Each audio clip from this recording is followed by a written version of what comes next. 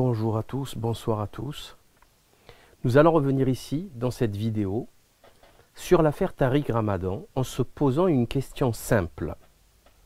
Qui a protégé Tariq Ramadan ces 30 dernières années?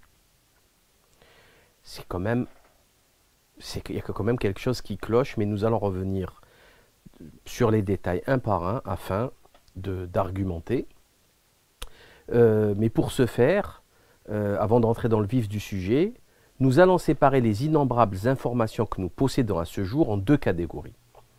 D'abord, ce qui est certain, ce que l'on sait, et ensuite ce qui relève de la justice et de la présomption d'innocence. Donc, mais avant de reprendre ici les faits que nous reprochons à M. Tariq Ramadan, nous allons reprendre quelques versets de la sourate 84 du Saint-Coran, sourate Tariq ou Astre nocturne. C'est une sourate qui parle de l'astre nocturne qui porte le nom de Tariq comme, vous l'aurez compris, M. Tariq Ramadan. Il y a quelques versets dans cette sourate qui sont assez extraordinaires et assez choquants. Quand vous les lirez, je vous invite à les lire, pour les arabisants, à la traduire, elle s'affiche à l'écran. Donc c'est par le ciel et par l'astre nocturne, comme plusieurs sourates du Coran commencent. Verset 3, c'est l'étoile vivement brillante, médiatique, etc., brillante dans le firmament du système actuel. Voilà. Verset 9, le jour où les cœurs dévoileront leurs secrets, il n'aura alors ni force ni secoureur. Ceci, le Coran est certes une parole décisive qui tranche entre le vrai et le faux, et non point une plaisanterie frivole. C'est-à-dire que des personnes qui parlent du Coran et des préceptes et des interdits, etc., d'une manière assez frivole, puisqu'ils font exactement l'inverse dans leur vie privée, n'auront pas de secoureur, etc. Ça vous rappelle éventuellement quelque chose? Moi, je trouve ce verset assez extraordinairement parlant, mais est-ce le hasard? Bon, on va laisser ces choses-là de côté, parce que ça parle de questions pas très rationnelles, etc. Et nous allons revenir sur ce qui nous intéresse aujourd'hui, c'est-à-dire commençons par ce qui est certain. Alors, premier point. Premier point, c'est ma propre expérience en tant que blogueur et lanceur d'alerte qui m'a fait entrer en contact avec différentes victimes présumées de M. Tariq Ramadan. J'ai été moi-même entendu par la SRPJ de Paris concernant l'enquête en cours de la deuxième plainte. J'ai reçu effectivement plusieurs témoignages de personnes qui se disaient victimes de Tariq Ramadan, des témoignages vocaux, par téléphone ou tout simplement par courriel.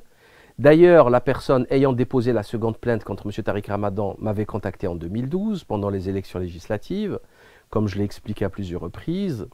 Est-il utile de rappeler ici que dès 2013, en août 2013, dans le volet 3 de la série Maghreb Humiliated, j'avais déjà annoncé que M. Tariq Ramadan allait chuter médiatiquement dans un grand scandale à la télé évangéliste américain. C'est le culte de la personnalité. Il est là avec ses photos, il est comme ça, il est comme ça, il est comme ça. C'est le téléévangélisme. Alors, je vais vous donner quelques conseils très très importants, très intéressants concernant les téléévangélistes américains, les WASP américains, notamment les Jimmy Swaggart et compagnie. Ils ont tous été impliqués dans des scandales sexuels gigantesques. C'est des gens qui faisaient des émissions télé avec 10, 20, 50 millions de personnes, c'était des milliardaires, c'était des gens de petites sectes protestantes. Et ça pleurait, ça montrait que c'était bon, bref. Et les gars, à chaque fois, systématiquement, ils se faisaient attraper avec des prostituées, des transsexuels. Il y en a un, il s'est fait attraper en train d'acheter de la drogue à un homosexuel ou un transsexuel, etc. Jimmy Swaggart, l'autre, je ne sais plus comment il s'appelle. On y est aujourd'hui, on y est. Je vous invite d'ailleurs à suivre le compte Twitter de Je suis Christelle, de la deuxième victime, de la deuxième plainte contre Tariq Ramadan, et la soutenir parce que c'est vraiment Vraiment pas facile. Deuxième point. Nous avons également les différentes vidéos de Madame Majda Laroussi ou Bernoussi, qui avait expliqué à l'époque, c'est-à-dire il y a 3 ans, avoir eu une relation intime de plusieurs années avec M. Tariq Ramadan, dans des vidéos postées sur son compte YouTube, que tout le monde a vu, puis je les ai reprises sur mon site, etc. Elle a écrit un livre de 80 pages, semble-t-il, c'est ce qu'elle affirme, sur cette relation qu'elle aurait eue avec M. Tariq Ramadan, et qu'elle a envoyé ce livre à M. Hani Ramadan, le frère de Tariq Ramadan, un des grands frères de Tariq Ramadan, pour l'en informer. Nous avons d'ailleurs reçu en 2014 sur la boîte mail du site collectif lelibepenseur.org des menaces de l'avocate belge de M. Tariq Ramadan, Madame Inès Wouters, qui nous demandait de retirer les articles le concernant. Menaces qui à ce jour ne se transformeront jamais en acte en déposant plainte, puisque nous n'avons retiré absolument aucun article, d'ailleurs qui ne contrevenait aucunement à aucune loi, ni sur la presse, ni rien d'autre. Troisième point. D'ailleurs, nous avons également aujourd'hui la certitude que M. Tariq Ramadan a envoyé de faux courriers d'avocats, le fameux Jean-Pierre Alaman, afin d'intimider les jeunes femmes qui se rebellaient et qui le dénonçaient. Effectivement, cet avocat n'existe ni au barreau de Genève ni à celui de Paris et n'a jamais donné suite aux courriels qui lui ont été envoyés. Ce délit est à lui seul assez grave puisqu'il est question de faux usage de faux, d'usurpation de titres, harcèlement, etc. Vous pourrez retrouver les facsimilés de ces courriels dans la vidéo réalisée de l'interview de Madame Karima Binatana. Quatrième point. Nous savons également que M. Tariq Ramadan avait été condamné en 2006 pour outrage contre agent de police des frontières, la PAF, à l'aéroport, je crois que c'était à Paris. Donc c'était une dame et il a été condamné à 2500 € d'amende. Et il avait choisi à l'époque comme stratégie le plaidé coupable afin de clore rapidement l'affaire et éviter toute mauvaise publicité. Néanmoins, un article est paru, je crois, dans le Parisien. Ça donne une idée, c'est quand même quelque chose qui est assez important et qui donne une idée du personnage. Cinquième point. Nous savons aussi, de manière certaine, que M. Tariq Ramadan a envoyé des photos de lui à des filles qui les ont diffusées sur le net et qui circulent sur la toile.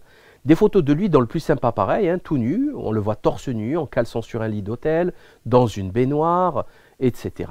Nous sommes effectivement dans l'incapacité de confirmer si c'est sans torse, puisqu'on ne voit pas la tête, mais on imagine que messieurs Hani ou Ayman Ramadan, ou un autre de ses frères, pourra nous le confirmer. Nous avons à notre disposition également des messages vocaux extrêmement explicites que M. Tariq Ramadan a laissés sur les boîtes vocales de plusieurs de ses conquêtes féminines, dont nous connaissons aujourd'hui les identités. Sixième point. En Suisse, nous savons maintenant que plusieurs femmes ont témoigné avoir eu des rapports sexuels avec M. Tariq Ramadan lorsqu'il était professeur de français au collège de Saussure à Genève. Enfin, quand je dis plusieurs femmes, en fait, c'était des gamines de 15, 16 ans, 17 ans. Sandra, Léa, Agathe ou Karine ont témoigné à plusieurs reprises, et notamment dans le journal La Tribune de Genève, le 22 décembre dernier. Le très coûteux avocat suisse de M. Tariq Ramadan, maître Marc Bonan, a même menacé de déposer plainte pour diffamation contre ces femmes, promettant de les débusquer comme si elles étaient des criminels en cavale. On n'a jamais vu ça. Mais en fait, c'est pour leur faire peur. Selon la journaliste de la Tribune de Genève, aucune plainte pour diffamation n'a été déposée à ce jour contre elle. Est-ce une simple stratégie d'intimidation qui, on le sait, dans ce cas précis, fonctionne à merveille? Rappelons que ces femmes sont aujourd'hui mariées, qu'elles ne veulent pas se retrouver à recevoir des menaces de mort, etc. sur les réseaux sociaux, à la maison, comme le fait l'armée de trolls de Tariq Ramadan. Septième point. Nous savons aussi avec certitude que le supérieur de M. Tariq Ramadan au collège de Saussure, c'est-à-dire le directeur, M. Jean-Jacques Fornet, a avoué avoir été au courant du comportement plus que douteux de son enseignant au début des années 90. Il a témoigné également l'avoir convoqué dans son bureau, lui signifiant ses reproches. Le directeur du collège affirme qu'une trace de cet incident existe sûrement, il suffit de le retrouver et que le département d'instruction publique suisse fasse enfin son travail. Rappelons également que les filles victimes du comportement de Tariq Ramadan ne peuvent plus déposer plainte parce qu'il y a prescription. Par contre, elles peuvent déposer plainte contre le DIP ou département d'instruction publique helvète. 8e point. Nous avons également le témoignage d'un de ses collègues de travail au collège de Saussure, M. Jean-Michel Olivier, qui était enseignant et qui est maintenant écrivain, romancier. Lui, il va beaucoup plus loin et affirme que M. Tariq Ramadan aurait été viré du collège, poussé à la sortie pour les raisons que l'on connaît et qu'il n'est pas, selon lui, du tout question de démission. À vérifier. 9e point, nous avons également le précieux témoignage de Karima Binatna, enseignante dans le sud de la France. Elle a été extrêmement choquée par le comportement de M. Tariq Ramadan sur sa page Facebook officielle envers la gente féminine. Alors elle décide de contacter cette page afin de les avertir que le compte a été piraté. En réalité, ce n'est pas le cas. M. Tariq Ramadan va essayer de la rajouter à sa longue liste de conquêtes féminines. En vain, Karima Binatna ne va pas tomber dans le panneau. Suite à son refus, elle finira harcelée par des courriers incessants d'avocats, mais également sur Internet avec des faux comptes en son nom, la faisant passer pour une dépravée, etc. Nous l'avons interviewée et posté son témoignage sur notre compte YouTube, comme affiché à l'écran. 10e point. Nous savons également que M. Tariq Ramadan échangeait sur son compte Facebook des messages extrêmement curieux avec Mme Enda Ayari, message qu'il a rendu public pour sa défense. C'est-à-dire qu'on imagine que pour se sortir de l'accusation de viol, M. Tariq Ramadan va être obligé d'avouer les rapports sexuels hors mariage, etc., etc. 11e point. Le témoignage le plus lourd et le plus accablant sera celui du responsable des renseignements généraux français, M. Bernard Godard, plus connu sous le nom de M. Islam en France, de France. Celui-ci affirme dans les colonnes du journal L'Obs du 30 octobre 2017, deux points, je le cite. Alors là, asseyez-vous, c'est du LSD là, vous allez prendre un shoot. Hein. J'ouvre les guillemets.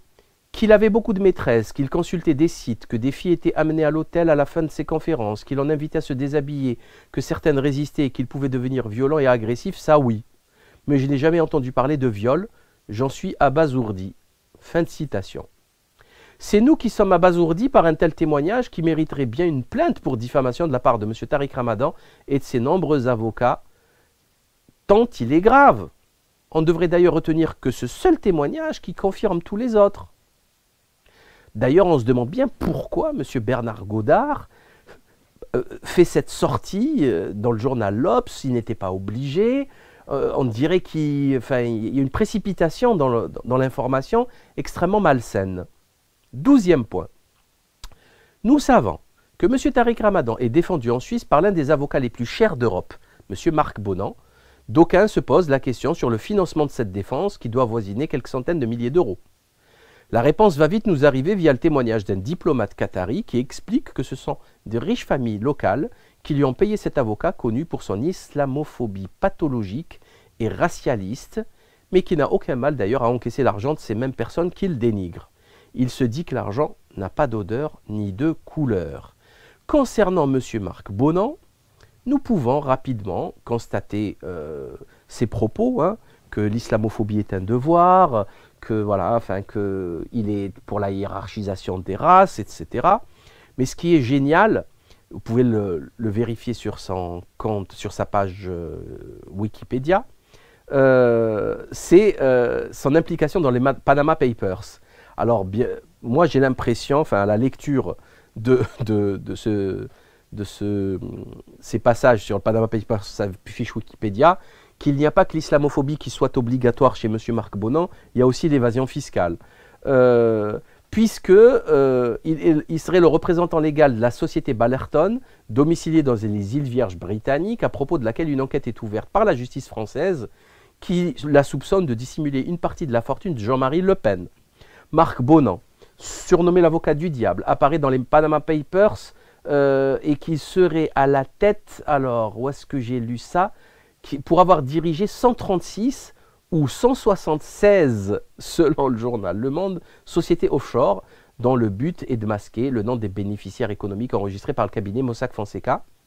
Dans divers paradis fiscaux, il aurait eu recours à Bigland Enterprise, une boîte aux lettres établie à l'adresse du siège Mossack Fonseca, à Panama City, qui permettait de garder secrète l'identité des bénéficiaires. Alors, il est impliqué dans l'affaire Ziad Taqiyuddin, donc contrat d'armement, etc. dans le volet financier de l'affaire Karachi, avec l'homme d'affaires sud-africain Kulubuz Clive Zuma, hein, qui est le neveu de l'actuel président Jacob Zuma, avec le diamantaire Benny Steinmetz, poursuivi par la Guinée, les États-Unis et la Suisse pour corruption. Dan Gertler, homme d'affaires israélien proche du président congolais Joseph Kabila, accusé par la presse et des ONG d'avoir trafiqué des pierres en provenance des régions en guerre, les fameux diamants du sang. Le diamantaire belge Moses Victor Koenig, qui depuis 1999 est placé sur la liste des personnes les plus recherchées par Interpol. Voilà qui est M. Marc Bonan, que M. Tariq Ramadan a choisi pour sa défense. On imagine qu'il a un QI de 200 et qu'il est super intelligent au point de piétiner toutes les lois et la morale. 13e point. On sait également que M. Tariq Ramadan est à la tête d'une secte dont il est le gourou. Toute personne qui s'attaquerait à lui est immédiatement excommuniée et placée dans le camp des traîtres et des sionistes. Concernant les femmes supposées victimes de ces agissements, elles seront toutes traitées de prostituées, insultées des milliers de fois par des barbares d'une grossièreté inouïe qui se disent musulmans, puis tout simplement elles se font menacer de mort. Ceci en dit long sur le travail de prédicateur de M. Tariq Ramadan fait ces 30 dernières années en France, puisqu'apparemment il n'a formé qu'une horde de sauvages incultes et fort éloignés des principes les plus élémentaires de la tradition islamique. Tout le monde peut remarquer également que M. Tariq Ramadan n'a jamais condamné ce lynchage, ces lynchages réalisés par son armée de trolls dégénérés dans les réseaux sociaux. Ceci nous fera dire également qu'en ce qui nous concerne, le tribalisme a été aboli il y a 14 siècles au moment de la révélation coranique par le noble prophète de l'islam. Nous ne participerons jamais à aucune entreprise de camouflage juste parce que la personne incriminée serait musulmane. Ceci est inacceptable et contraire aux lois divines. Nous sommes également fiers de compter parmi les musulmans qui ont dénoncé la supercherie médiatique et intellectuelle Tariq Ramadan avec d'autres personnes, dont Mme Lucia Canovi, M. Mamar Metmati, Saber Solo et d'autres qui nous excuseront si on a oublié de les citer. D'autant, rappelons-le, qu'il est extrêmement risqué de s'attaquer au gourou de la secte des frères musulmans, croyez-nous. 14e point. Nous savons également que ce n'est pas la première fois que ce type de scandale touche la secte des frères musulmans, comme je l'ai expliqué dans le direct sur Facebook, puisque un énorme scandale avait créé une scission en 1943 entre Hassan el-Banna, le grand-père de Tariq Ramadan, et un historique fondateur, Ahmed Soukari, concernant à l'époque le beau-frère de M. Hassan el-Banna, qui a été accusé d'avoir eu des rapports sexuels avec de nombreuses femmes mariées de la confrérie. La commission d'enquête présidée par M. Ahmed Soukari ayant confirmé la culpabilité du beau-frère de M. Hassan el-Banna, ce dernier a préféré se séparer du président de la commission, Ahmed Soukari, et garder son beau-frère, Abidine, à son poste. Quant au propre père de M. Tariq Ramadan, Saïd, agent de la CIA et haut dignitaire de la secte des frères musulmans en Europe, il aurait fini seul, selon M. Sylvain Besson, dans son livre « La conquête de l'Occident », le projet secret des islamistes, publié en 2005. Il aurait fini donc seul dans un studio, séparé de sa femme et de ses enfants, pour avoir eu le même type de comportement privé. C'est une information qui reste à confirmer et à fouiller. 15e point. Nous savons que le cas de la mosquée de Genève, c'est-à-dire le centre islamique de Genève, est unique au monde, puisqu'il est une propriété exclusive de la famille Ramadan. On ne savait même pas que cela pouvait être possible. On apprend dans l'article du Point du 4 novembre 2017 que le Centre islamique de Genève compte dans son conseil de direction exclusivement des membres de la famille. La maman Wafa et les 6 enfants, Ayman, Yasser, Bilal, Hani, Tariq et la fille Arwa. On ne savait même pas que ceci pouvait être possible sur le plan légal en Suisse. En fait, la fratrie et la mère ont créé une société fiduciaire au décès de leur père afin de gérer son héritage. Je crois que c'était en 1996. Ajoutons à cela que la stratégie utilisée par M. Tariq Ramadan, ses frères et ses affidés, qui consistera à crier au complot, ne tient pas la route une seconde. Nous nous situons tous, vous l'aurez compris, dans un contexte post-Harvey Weinstein, qui nous a permis d'observer d'ailleurs la chute d'un nombre impressionnant d'agresseurs sexuels juifs très puissants. Ils n'ont pas crié au complot, d'ailleurs, ils se sont juste excusés et ont démissionné. Il est d'autant plus ridicule de crier au complot lorsque M. Tariq Ramadan prend comme avocat Marc Bonan, dont on connaît l'islamophobie pathologique, ainsi qu'une avocate juive, Maître Hayat. Donc ceci n'a aucun sens. Maintenant, venons-en à ce qui relève de la justice et bien sûr la présomption d'innocence concernant les viols. Donc les accusations sont gravissimes et leurs conséquences dramatiques, puisqu'il est question de procès aux assises.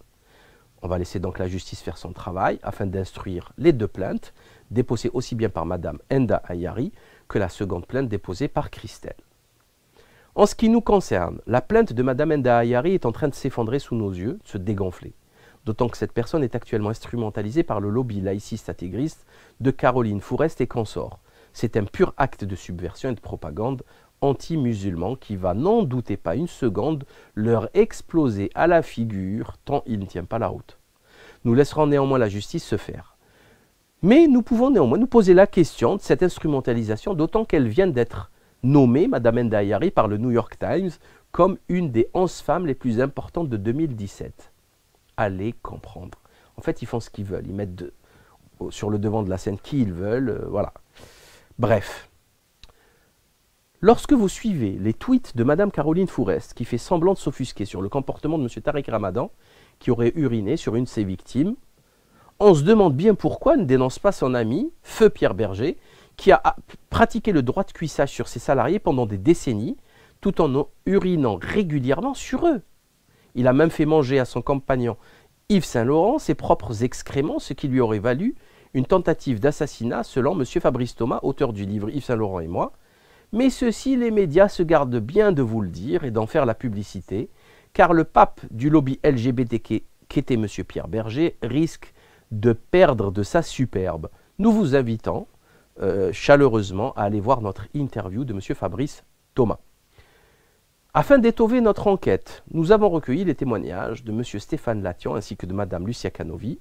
Honneur aux dames, nous commencerons par cette dernière, agrégée de lettres, auteur de 38 livres, dont un monumental travail sur Tariq Ramadan paru en 2017, un livre de 600 pages, qui revient sur toute l'œuvre du prédicateur helvète et qui recueille de nombreux témoignages de femmes se disant victimes de ses agissements. Laissons-lui la parole. Lucia Canovi, bonjour. Bonjour. Nous avons désiré vous contacter concernant cette vidéo, cette enquête concernant bien sûr Tariq Ramadan. Et la question que nous nous sommes posée, comme l'indique le titre, est la suivante. Qui a protégé Tariq Ramadan ces 30 dernières années et pourquoi, maintenant que l'on sait qu'un nombre assez impressionnant de plaintes et de signalements a été effectué, pourquoi rien n'a été fait concrètement? Et bien sûr, est-ce que nous avons des preuves qui a fait le travail nécessaire? Est-ce que nous avons des preuves là-dessus? Alors, avant de commencer, je vais vous présenter. Vous êtes agrégée de lettres modernes, vous êtes française convertie à l'islam, vous vivez actuellement en Algérie et vous êtes l'auteur de 38 livres, si je ne m'abuse, dont un de 600 pages sur Tariq Ramadan le double discours, Tariq Ramadan le jour, Tariq Ramadan la nuit.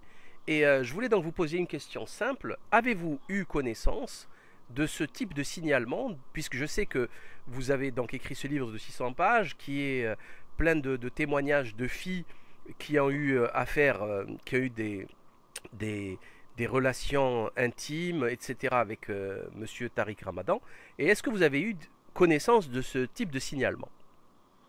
Oui, alors juste une petite remarque par rapport au mot fille, parce qu'il y a une des victimes qui m'a dit que c'était gênant d'entendre toujours le mot fille pour les victimes de Tariq Ramadan, dans la mesure où il y en a beaucoup qui sont grand-mères actuellement, qui ont l'âge d'être grand-mères ou qui le sont, quoi. Effectivement, il y a beaucoup de femmes, et il y a beaucoup même de femmes qui ne sont plus jeunes sur le nombre. Alors à part ça, oui, donc j'ai été contactée depuis l'apparition du livre par 4 ou 5 victimes, ça dépend comment on calcule, et elles m'ont dit effectivement qu'elles ont parlé avec son entourage, y compris à ses frères Annie et Eyman, et la réaction des frères de Tariq Ramadan quand elles les ont informés qu'il avait eu des aventures avec elles, ça a été la politique de l'autruche, un désintérêt total.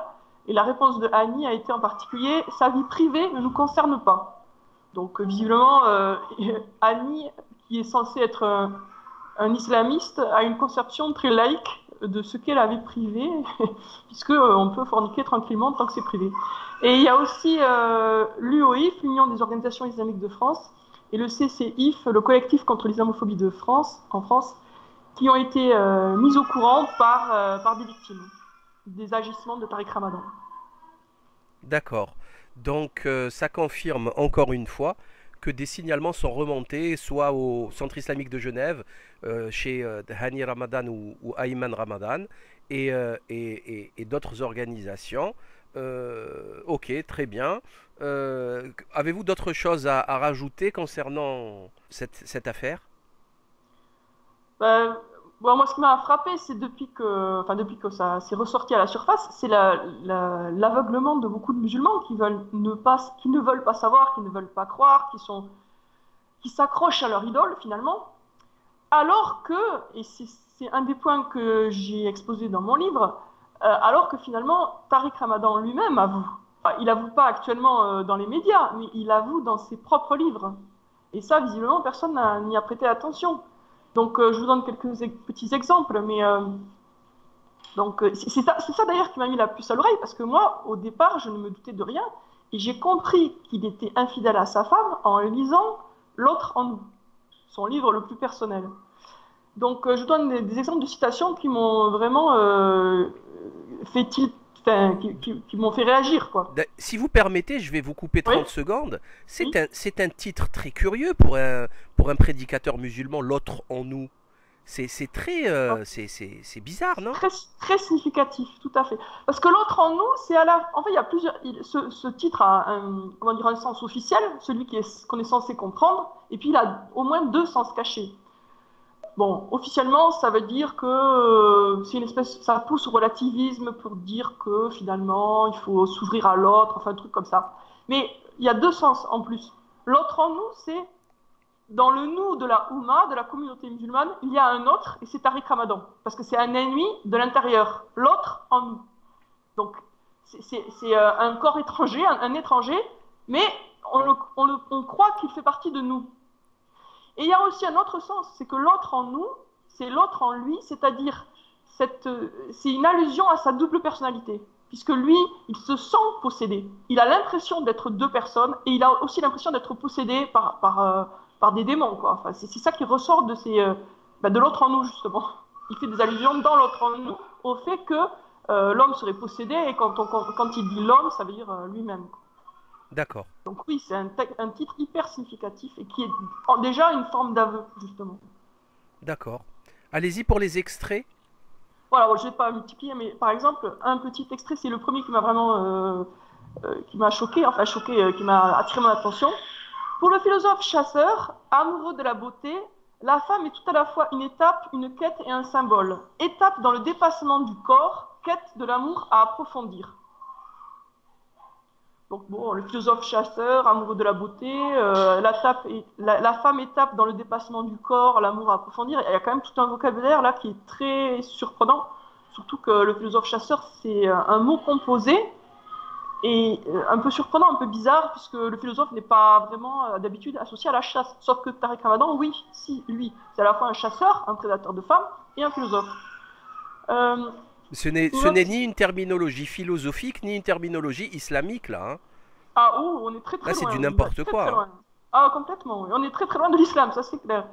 Euh, petite citation très révélatrice aussi sur voilà, l'idée que avant d'être libre, avant de commencer à être libre, il faut assouvir sa sexualité. Donc lui il le dit comme ça, pouvoir manger, boire, se protéger des dangers de l'environnement et assouvir sa sexualité sont des conditions sine qua non d'accès à l'idée même de liberté. Or, si on n'est pas libre, on n'est pas responsable. Donc, pour Tariq Ramadan, tant qu'on n'a pas assouvi sa sexualité, on n'est pas responsable. Donc, lui, tant qu'il n'a pas, euh, tant qu'il ne s'est pas satisfait au niveau sexuel, il ne se considère pas comme responsable. Pour un musulman, c'est super grave comme propos. Ah, complètement, effectivement, il y a quelque chose qui Voilà. cloche. Il y a vraiment quelque chose qui cloche. Alors aussi, une petite remarque hyper révélatrice. Vivre ses désirs naturels, il faut comprendre encore assouvir sa sexualité, à la lumière de ces principes est une prière, jamais une faute, encore moins une hypocrisie. C'est bizarre. Pourquoi le fait de satisfaire sa sexualité à la lumière de ces principes, donc on devrait comprendre dans le cadre du mariage, ne serait ni une faute et encore moins une hypocrisie? Pourquoi dire que ce n'est pas une hypocrisie s'il n'y a pas l'idée que ça pourrait en être une? Et si ça en est une hypocrisie, c'est que les principes en question sont peut-être plus élastiques que les principes islamiques. Voilà, 2 petites citations. Bon, il y en a plein d'autres. Hein. Ok, merci infiniment, Madame Canovi, pour tout ce travail qui vous a certainement demandé un effort considérable puisqu'il a fallu lire toute l'œuvre de Tariq Ramadan. Toute l'œuvre. Et ça m'a pris à peu près 1 an et demi avec une pause entre les deux. Voilà. Très bien. Et donc à très bientôt pour d'autres travaux et révélations sur cette affaire Tariq Ramadan. Inch'Allah. Merci beaucoup. Au revoir. Salam rahmatullah. Wa alaykoum salam rahmatullah. Enfin, nous avons recueilli le témoignage de M. Stéphane Latian, un Suisse qui a été très proche de Tariq Ramadan et ses frères, comme il va nous l'expliquer. Il a été enseignant. Stéphane Latian est enseignant et cofondateur et coordinateur du GRIS, GRIS, groupe de recherche sur l'islam en Suisse, associé à l'ORS, Observatoire des religions en Suisse de l'Université de Lausanne. Il propose également des formations continues pour les professionnels travaillant avec les communautés musulmanes. Il a participé à différents réseaux de recherche européens, Yearbook of Muslim in Europe, sous la direction du professeur Jean Nielsen, et est régulièrement consulté par les autorités fédérales, autant que cantonales, sur des thématiques d'intégration, d'éducation, de formation des cadres associatifs, musulmans notamment. Donc nous allons également lui laisser la parole. Stéphane Latian, comment avez-vous connu M. Tariq Ramadan et ses frères? Quel était votre engagement auprès d'eux? Moi, j'ai d'abord rencontré Tariq Ramadan comme entraîneur de foot, étonnamment. Donc, il entraînait une équipe de juniors au centre-ville de Genève et je venais d'arriver dans ce club-là et c'est là où je l'ai d'abord rencontré. Ensuite, il m'a aidé à passer un bac par correspondance. J'avais quelques soucis scolaires à Genève et c'est vrai que là j'ai plus cette porte de sortie de passer un bac et là il m'a bien aidé pour passer cet examen. Ensuite on était partenaires, on continuait à se croiser au foot, on était partenaires de tennis, donc on jouait au tennis ensemble. Et puis à un moment donné, donc, quelques années après, il avait commencé ses activités de solidarité et j'ai aidé à préparer 2 voyages humanitaires avec des jeunes. Le premier au Brésil en 89 je crois et le deuxième en Inde en 90. Et ensuite, progressivement, donc on continuait à se connaître et avoir il y avait une amitié qui était très forte. Ensuite, après ce voyage humanitaire, j'ai commencé mon travail universitaire autour de la question de la transformation de la présence musulmane en Europe. Donc c'est clair que par rapport à tout ça, le fait de connaître soit Tariq, après j'ai rencontré Bilal et puis Annie dans le cadre de mon rôle d'enseignant à Genève, puisqu'ils étaient les deux aussi enseignants à Genève, j'avais une perception de la réalité musulmane qui était assez diverse et surtout qui ne correspondait pas aux clichés qu'on pouvait recevoir dans le monde francophone à l'époque sur l'immigration musulmane en Europe et en France en particulier. Donc à partir de ce moment-là, c'est vrai que dès que j'ai voulu m'intéresser à la question des minorités, la question des musulmans, ça me paraissait intéressant et surtout j'avais plein d'inputs et d'éléments de vécu qui ont été utiles pour moi dans ma recherche et dans l'observation de la réalité musulmane en Europe. Et donc là, on est resté en contact et j'ai pu suivre son évolution à lui, que ce soit à travers Présence musulmane ou les différentes interventions qu'il faisait dans le cadre de l'UOIF ou les différentes interventions ou débats qu'il avait en France, en Suisse, en Belgique ou au Canada, par exemple. Aviez-vous ces 20 dernières années entendu parler de ce type d'histoire d'agression sexuelle ou de tout simplement de rapports intimes avec des femmes?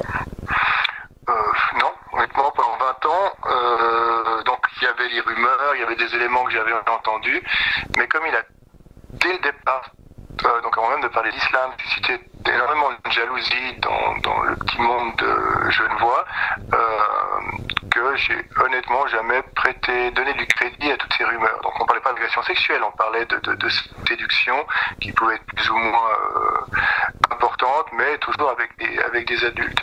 C'est vraiment partir du moment où il y a eu une rupture avec lui à partir de 2004, quand j'étais engagé à l'université de Fribourg, où au moment où j'essayais de comprendre pourquoi et où les raisons de cette coupure ou de cette rupture qu'il avait décidé, que j'ai progressivement appris, entendu des témoignages de gens qui, de façon directe ou indirecte, donc là il y avait plusieurs types de témoignages qui me racontaient les expériences que Tariq avait eu ou avait imposé à des jeunes filles et des femmes au cours de ces 20 dernières années. Donc, moi, j'ai été aveugle, ou j'ai rien vu pendant 20 ans, et c'est vraiment au moment de la rupture, pour comprendre, au moment d'essayer de comprendre pourquoi, ou les raisons de cette rupture, où j'ai progressivement appris énormément de choses, et qui m'ont permis de retracer un petit peu, de donner du crédit à toutes ces rumeurs que je trouvais sans fondement pendant des années, et puis là, tout ça s'emboîtait relativement bien, pour donner une image qui était un peu moins reluisante que le personnage public dont on avait l'habitude d'avoir. Et ce qui a cassé un petit peu la force qu'avait Tariq à mes yeux pendant très longtemps, c'était la cohérence la cohérence que je pensais qu'il avait entre son discours et ses actes. Et à partir du moment où j'ai appris ces déviances ou ces dérapages sexuels, même entre adultes consentants, si vous voulez, ça a cassé la confiance et la cohérence qu'il y avait entre ce qu'il disait et ce qu'il faisait. À partir de là, pour moi, avec lui, c'était terminé. Et où j'étais quelque peu emprunté pendant 10 années, c'était de continuer à aborder de manière publique, c'est devenu mon travail en tant qu'un des spécialistes de tout ce qui était islam et musulman en Europe, c'est-à-dire de bien séparer le côté professionnel de son discours avec le dégoût que j'éprouvais pour l'individu. Donc là, c'était un peu le défi pendant une dizaine d'années. Ensuite, il y a 2 ans, en 2015, où là, j'ai vraiment eu le témoignage d'un ami très très très proche qui m'a raconté qu'une de ses amies d'enfance lui avait dévoilé le fait qu'elle avait été agressée sexuellement, violemment par Tariq à l'époque où il enseignait au collège de Saussure à Genève. Alors, c'est la première fois donc oui, c'est 2015, où là j'ai vraiment eu vent de quelque chose de violent. Donc là c'est vrai que c'était un choc qui venait noircir encore plus l'image que j'avais à ce moment-là de Tariq. Et tout ça, c'est enchaîné avec les révélations de l'automne dernier, où ces 4 jeunes femmes ont eu le droit de témoigner à Genève de ce qu'elles avaient vécu il y a plus de 20 ans, 25 ans. Et une de ces jeunes femmes était une collègue de quelqu'un que je connaissais personnellement. Donc là, si vous voulez, les témoignages étaient plus simplement de deuxième main, mais j'avais vraiment des témoignages de première main qui venaient corroborer tout ce que j'avais pu entendre ou rassembler comme éléments au cours des dernières années. Et concernant récemment la femme qui lançait l'association, qui a travaillé pour l'association Coopération Coup de Main. Alors ça c'était Coopération Coup de Main, donc là c'était quelque chose que lui avait monté lorsqu'il était enseignant. C'était vraiment l'idée de mettre en évidence auprès des étudiants genevois les difficultés à la fois du quart-monde à Genève et du tiers-monde. Et puis donc toutes les activités de solidarité qui étaient organisées tout au long de l'année.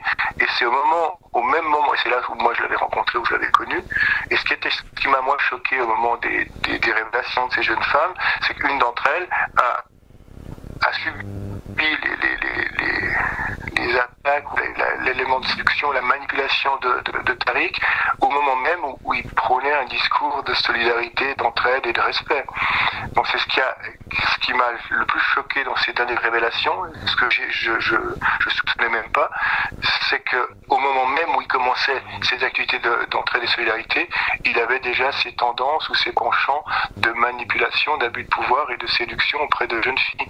Donc si vous voulez, ça décrédibilisait encore plus tout ce qu'il avait pu faire. On n'était pas face à quelqu'un où il y avait une dérive comportementale il y a peut-être ces 3 dernières années, avec les excès dont on le soupçonne et dont on l'accuse. Non, c'était vraiment quelque chose, il y avait une tendance dans l'abus de pouvoir et la manipulation qui date de plus de 30 ans. Et moi, c'est ça qui me paraît le plus choquant en tant qu'enseignant, c'est d'abuser de ce pouvoir-là pour séduire, manipuler des jeunes filles en vue d'obtenir des faveurs sexuelles.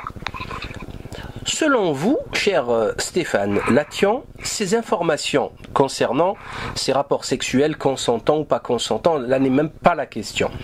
Sont-elles remontées au centre islamique de Genève, voire les frères musulmans suisses ou pas? Parce que là, on a l'écrivain et ancien enseignant au collège de Saussure, qui est Jean-Michel Olivier, qui vient de confirmer que c'était un secret de polichinelle et qui affirme, selon lui, que Tariq Ramadan a été viré à cause de ça. On a l'ex-directeur de ce collège qui affirme qu'il était au courant et qu'il avait averti Tariq Ramadan, mais sans sanction. On a le patron des renseignements généraux spécialiste de l'islam de France, Bernard Godard, qui, dans une interview chez Marianne, nous dit qu'ils étaient au courant d'absolument tout et que voilà, enfin, que c'était un secret de polichinelle. Donc maintenant, selon vous, est-ce que ces informations sont remontées ou pas? Alors de nouveau, je crois qu'il faut mettre un minimum de nuances. Parce que parler de secret de polichinelle, c'est facile après coup. Personne n'a parlé depuis 20 ans. Donc maintenant, ce qui serait bien, c'est que les individus concernés s'expriment publiquement. Et c'est vrai qu'idéalement, ce serait que les victimes, alors, elles ont commencé à le faire à Genève, il risque d'y avoir prescription, donc c'est dur pour ces femmes de s'exposer publiquement alors qu'il ne sera pas puni s'il s'avère que les actes qui lui sont reprochés se sont vraiment produits. Donc c'est dur de rentrer en justice par rapport à ça. Que les anciens profs disent, oui, je pense que il y avait plein de rumeurs depuis très longtemps. Il y a encore des cas beaucoup plus récents d'enseignants aujourd'hui qui ne sont pas Tariq Ramadan, qui fonctionnent de la même manière. Donc le département d'instruction publique est en train de faire le ménage, j'espère, par rapport à tout ça. En revanche, et quand vous parlez de l'ancien directeur, donc c'est vrai que lui, il avait eu vent d'accusations, il avait convoqué M. Ramadan, lui avait dit qu'il fallait que ça cesse, sans que ça ait été plus loin. Mais il n'avait pas des accusations d'agression sexuelle, mais de comportements qui pouvaient devenir problématiques. Tout à fait. Ensuite, je ne pense pas qu'il ait été licencié à cause de ça. Ça se saurait, il y aurait des traces. Donc non, il n'a pas été licencié à cause de ça. Ça, je pense que c'est une certitude. Et maintenant, ce qui serait peut-être intéressant, c'est d'avoir accès au dossier du département d'instruction publique de Genève qui concerne M. Tariq Ramadan. Mais ça, je ne sais pas en quelle mesure c'est possible, légalement ou pas. Mais je crois que de mettre un peu de nuance, le secret de polichinelle, je vous dis, c'est facile de le dire après coup. Maintenant, c'est vrai qu'à Genève, quand on parle de ça c'est les plaintes de femmes, c'est quoi les plaintes? Les dénonciations se sont multipliées. À te dire, mais comment est-ce que c'est possible? Donc ça, c'est une réalité. Maintenant, entre ces dénonciations et la mise en place d'une plainte pénale, malheureusement, ça se fait encore attendre. Donc c'est pour ça, je crois qu'il faut être précautionneux dans la façon dont on aborde les choses pour être sûr qu'il y a des certitudes, oui, mais en même temps, il y a pas mal de zones d'ombre et c'est trop facile de dire tout le monde savait. Je pense que bon nombre de gens savaient, mais il faut voir qu'est-ce qu'on savait. Je dis, moi le premier, il y avait plein de choses, il y avait des rumeurs, des éléments, mais il y a plein de choses que j'ai appris que dernièrement. Et après, il y a énormément de choses qui ne sont pas passibles, qui sont pas illégales. S'il a les talents de séducteur et que ça fonctionne auprès de la gente féminine, il n'y a rien d'illégal à cela. Vous avez des adultes consentants qui décident d'avoir des relations sexuelles. Il n'y a rien de pénalisant à ça. Maintenant, donc, musulman, ça peut poser problème quand on tient un discours normatif très strict. Oui, mais ça c'est à la communauté musulmane ou aux communautés musulmanes au pluriel de faire le ménage et de dénoncer les incohérences du personnage. D'un point de vue citoyen, il fait ce qu'il a envie avec son bas-ventre. C'est légal tant que c'est avec des adultes consentants. Donc c'est là où je crois qu'il faut vraiment mettre de la mesure et de voir ce qui est condamnable ou pas. Moi, ce qui me paraît le plus choquant, et j'insiste là-dessus, c'est vraiment son attitude d'enseignant qui abuse de son pouvoir pour séduire, manipuler des jeunes filles. Ça, pour moi, c'est impardonnable puisqu'il casse le contrat professionnel qu'il a en tant qu'enseignant. Et ça, il n'y a pas d'excuse, il n'y a pas de circonstance atténuante. Pour moi, l'élément capital est là, concernant M. Ramadan. Puisqu'après, on a vu qu'il y a pléthore de dénonciations et d'abus de pouvoir d'hommes qui abusent de leur pouvoir pour obtenir des faveurs sexuelles. Mais l'élément spécifique de M. Ramadan, je crois qu'il est vraiment dans cet abus de pouvoir d'enseignant vis-à-vis de jeunes filles, parfois mineures. Nous concernant, nous savons de manière certaine par plusieurs témoignages que l'UOIF savait et que le Centre islamique de Genève et que Hani Ramadan savaient parfaitement, puisqu'ils ont reçu des courriers, des lettres, des recommandés accusés de réception de femmes qui ont été abusées, qui ont eu des rapports intimes avec Tariq Ramadan, etc. Mais qui a couvert Tariq Ramadan et pourquoi, malgré la gravité des faits relatés? Mais si on est au Centre islamique de Genève, on est dans quelque chose de familial. Le responsable directeur du Centre islamique de Genève, c'est monsieur Annie Ramadan. Donc à partir de là, il reçoit des plaintes concernant son frère. C'est ce qui s'est passé avec les dernières accusations de l'automne dernier. C'est le déni, c'est la contre-attaque en criant au scandale. Comment on peut oser, s'il n'y a pas 4 témoins, comment la femme peut se permettre d'accuser quelqu'un? La victime est menteuse en plus. Donc on est dans la même logique. Donc le pourquoi à Genève le Centre islamique n'a pas fait plus? Parce que le Centre islamique est lié de manière très très intime avec la famille Ramadan. Ensuite, au niveau du département d'instruction publique, on joue sur le fait que ça s'est passé il y a très longtemps et il n'y a pas d'éléments. Il faudrait voir ce que les gens savaient, refusaient de voir ou refusaient de savoir. Maintenant, à l'UOIF, si vous dites que vous avez des éléments qui confirment ça, c'est de nouveau, vous avez une idole qui est là, c'est beaucoup plus facile de faire semblant de rien voir ou de lui passer ses comportements bizarres plutôt que d'assumer la gravité des actes et de prendre le risque d'être en porte-à-faux vis-à-vis d'une partie de sa communauté qui est en pamoison devant l'individu. C'est purement marketing. Alors ça devient choquant quand on parle de valeurs, de comportement, de religion, d'éthique. C'est donner du moulin, du grain à moudre aux gens qui sourient devant l'hypocrisie de certains dignitaires religieux. On est en plein dedans. C'est exactement la problématique que nous soulevons en dénonçant cette supercherie que je dénonçais depuis moi en août 2013, si ma mémoire est bonne, dans une vidéo dans laquelle j'expliquais Maghreb Humiliated 3, dans laquelle j'expliquais que Tariq Ramadan tombera médiatiquement comme sont tombés de nombreux télévangélistes américains pour des scandales sexuels, etc.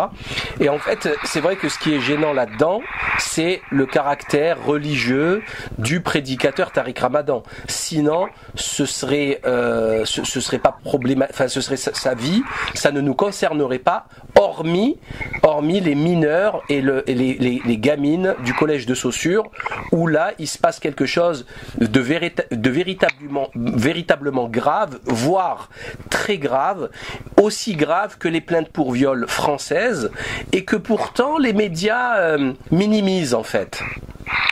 C'est pour l'instant en tout cas, parce qu'en tout cas en Suisse, la façon, on va doucement, et tant qu'il n'y a pas d'éléments, on est très précautionneux dans la façon dont on va attaquer quelqu'un. Donc oui, il y a présomption d'innocence, oui, il y a ça. En plus là, vous avez prescription, les actes datent depuis de trop longtemps. Donc vous avez cet élément là maintenant, l'élément de réputation, là je pense qu'il a pris un coup. Je faisais une comparaison à un moment donné avec ce qui s'est passé avec, comment il s'appelait, Elijah Mohamed, qui était le mentor de Malcolm X. Puisque là, quand on parle de Malcolm X, la jeunesse européenne, elle sait de qui on parle. Et quand vous voyez le film, le traumatisme, le choc, le coup de massue que reçoit Malcolm X quand il se rend compte de l'attitude, toujours au niveau du bas-ventre de son mentor Elijah Mohamed, à quel point il est détruit.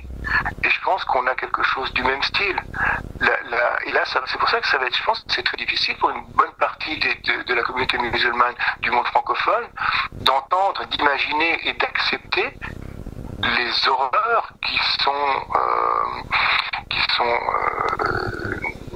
données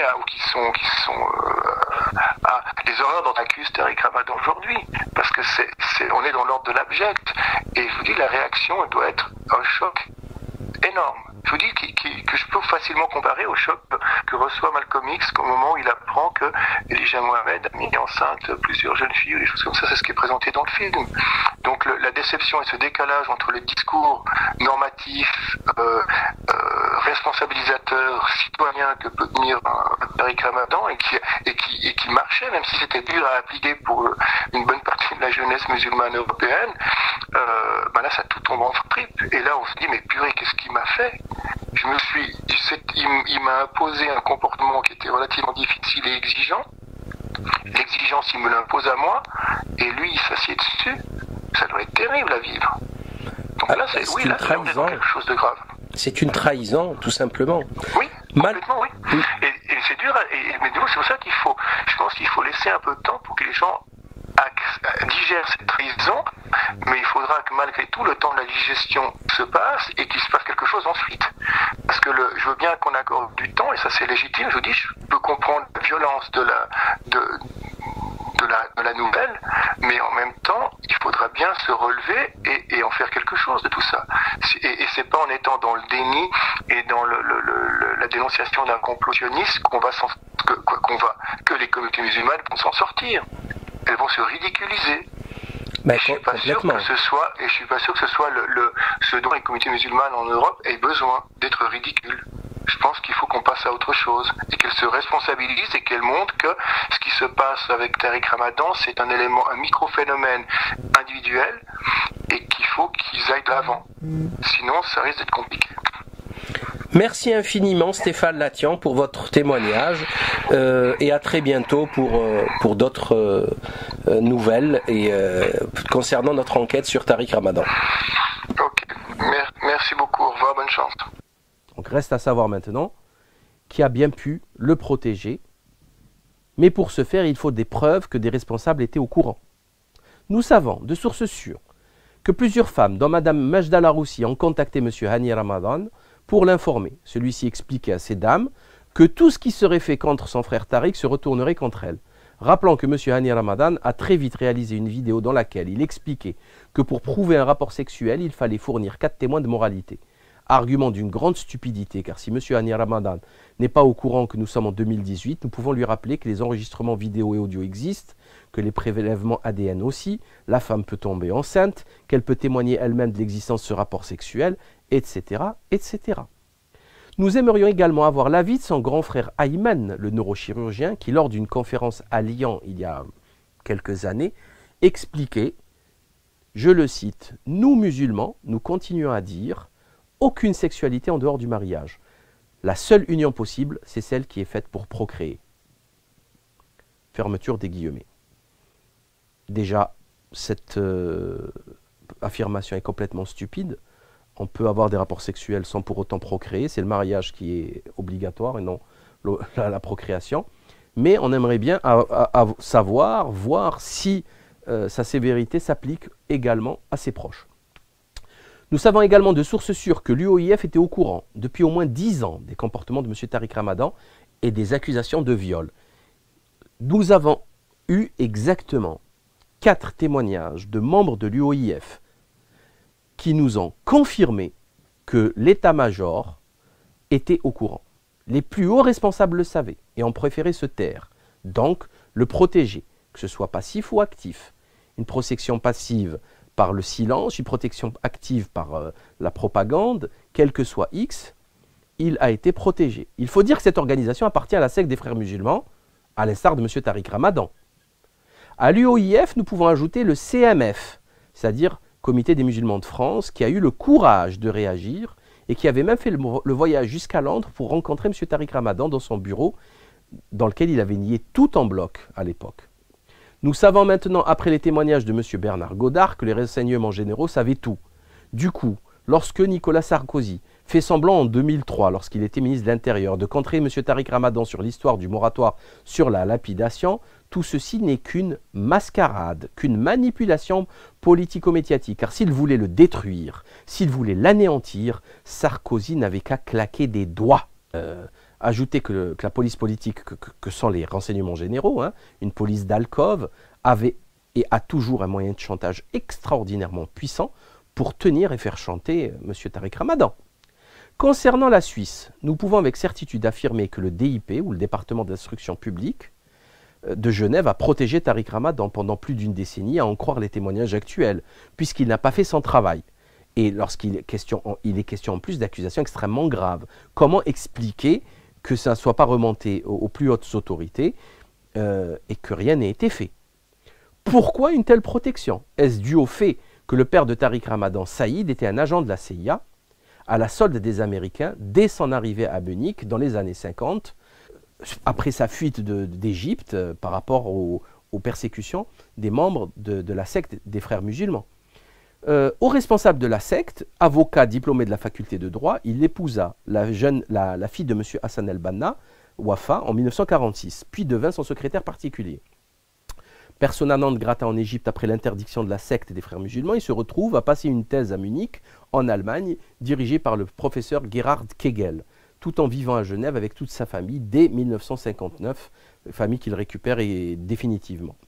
Il suffit de lire le livre Une mosquée à Munich de Ian Johnson afin de comprendre le rôle important qu'a joué M. Saïd Ramadan au sortir de la Seconde Guerre mondiale dans la guerre de propagande anticommuniste que pratiquaient les Yankees en Europe. Il commença à travailler avec les Américains en 1953. C'est ainsi qu'il rencontra le président Eisenhower le fameux 23 septembre de la même année et à 11h30 du matin, la photo que tout le monde connaît. L'enjeu de la mosquée de Munich fut énorme, aussi bien du côté allemand que du côté américain, puisqu'il s'agissait de gagner la sympathie des musulmans dans la lutte contre le communisme triomphant de l'époque. Saïd Ramadan était surveillé par le responsable allemand des renseignements de l'époque von Mende, qui a inscrit dans une note d'ailleurs, pour l'anecdote, roule dans une Cadillac que lui a offerte le gouvernement saoudien. Il faut savoir que c'est l'Arabie saoudite qui a financé Tariq Ramadan et le Centre islamique de Genève depuis toujours. Monsieur Saïd Ramadan était étroitement lié avec l'agent de la CIA et directeur de l'Amcom Lib, Bob Dreher. Il est dit dans le livre que ce sont les États-Unis qui s'arrangèrent pour que monsieur Saïd Ramadan puisse bénéficier d'un passeport jordanien lui permettant de voyager en Europe et de s'y installer. On imagine que de tels liens aussi importants ne peuvent s'effacer du jour au lendemain, d'autant que monsieur Tariq Ramadan est la marionnette idéale qui va leur servir à séculariser l'islam. Il faut savoir également que, par exemple, M. Saïd Ramadan va perdre son passeport dans les années 60-70, passeport jordanien. Il devait être expulsé de Suisse, ce qui n'a pas été fait. Pourquoi? Parce qu'il était proche des services secrets suisses. Et tout ceci est dans les archives suisses des renseignements généraux, dans les livres citent les cotes que tout le monde peut retrouver, que Yann Hamel a consulté dans son livre, etc., etc.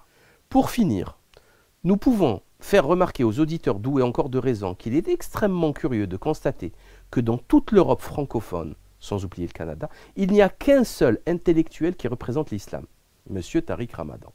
Est-ce que c'est normal? Il leur est très simple de promouvoir n'importe qui, il suffit qu'ils tendent le micro, qu'ils financent une chaire universitaire par le Qatar, par exemple, à Oxford, de faire beaucoup de publicité à la personne, et le faire apparaître dans des classements internationaux aussi ridicules que vides de sens, et le tour est joué, la personne est mise sur orbite. C'est-à-dire qu'il n'y a pas de musulmans francophones, théologiens, autres que M. Tariq Ramadan. Donc je vous pose la question, elle est très simple. Est-ce que vous croyez franchement que c'est normal? Non, pas du tout. Il y en a des centaines, peut-être même des milliers. Où sont-ils? Donc il y a quelque chose qui cloche. C'est soit Chalgoumi, soit Tariq Ramadan. On n'a pas le choix en fait. Donc c'est c'est extraordinaire. On appelle ça, au football, on dit que la passe est téléphonée. Elle se voit de très loin. C'est grossier. D'ailleurs, je répète aussi une autre réflexion, je la redonne ici. Je vous défie de me trouver une seule pensée qui vous est marquée de Tariq Ramadan. Voilà. Ces livres sont illisibles, ces concepts sont stupides, les titres sont pompeux au péril des idées, avec Edgar Morin qui est un sabbataïste, un maran sabbataïste de Salonique et dont il est fier, qu'il revendique. C'est inouï, extraordinaire. Donc je vous défie de me trouver une idée intéressante qu'ait laissé Tariq Ramadan avec ces 30 ans de prédication, de conférences, de livres. Là, c'est quand même quelque chose de choquant. Est-ce que vous l'avez vu faire une campagne pour combattre le rap, la musique dégénérée, pour combattre, je sais pas, des choses concrètes? Non, rien. C'est que du pipeau, que du vent. Il y a quelque chose vraiment de... Ouais, il joue du pipeau. Mais comme explicité dans une précédente vidéo, qui essayait d'analyser ce que révélait l'affaire Tariq Ramadan de la non-communauté musulmane française, M. Tariq Ramadan est en réalité à son image, parfaitement représentatif de sa médiocrité, et dont il suffit de lire les commentaires de soutien sur les réseaux sociaux pour en être persuadé à jamais et comprendre la gravité de la situation. Donc, je crois que les choses sont claires. Hein, comme l'adage populaire le dit, Vous savez que les peuples ont les dirigeants qu'ils méritent, ils ont aussi les penseurs qu'ils méritent. Merci pour votre attention et à très bientôt.